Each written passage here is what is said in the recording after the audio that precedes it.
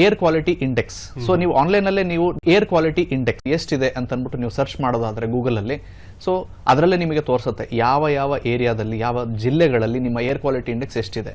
So 0ಯಿಂದ 50 ಒಳಗಡೆ ಇತ್ತು ಅಂತಂದ್ರೆ ತುಂಬಾ ಪರಿಶುದ್ಧವಾಗಿದೆ, ಒಳ್ಳೆಯದು, ಅದನ್ನ ಕಂಟಿನ್ಯೂ ಮಾಡಬೇಕು. 50ರಿಂದ 100 ಆದ್ರೆ ಸೊ ಸ್ವಲ್ಪ ವಲ್ನರಬಲ್ ಪಾಪ್ಯುಲೇಷನ್ ಅಂತ ಹೇಳ್ತೀವಿ. ಸೊ ಸಣ್ಣ ಮಕ್ಕಳಾಗಿರ್ಬೋದು ಇಲ್ಲ ವಯಸ್ಕರಾಗಿರಬಹುದು.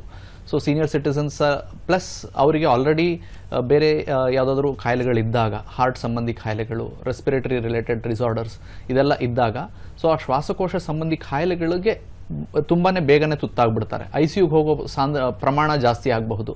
ಸೊ ಇವರಲ್ಲಿ ಎಚ್ಚರಿಕೆ ವಹಿಸಬೇಕು. 100ರಿಂದ 200 ಇದು ಒಳ್ಳೇದಲ್ಲ, ಇಟ್ ಈಸ್ ಬ್ಯಾಡ್, ಅಪಾಯಕಾರಿ. ಎಸ್, ಅದು ಸೂಚ್ಯಂಕ ಬಂದಿದೆ ಅಂತಂದ್ರೆ ನೀವು ನಿಮ್ಮ ಪರಿಸರದಲ್ಲಿ ಗಿಡ ಮರಗಳು ನೆಡೋದಕ್ಕೆ ನೀವು ಎಲ್ಲರೂ ಶ್ರಮ ವಹಿಸಬೇಕು.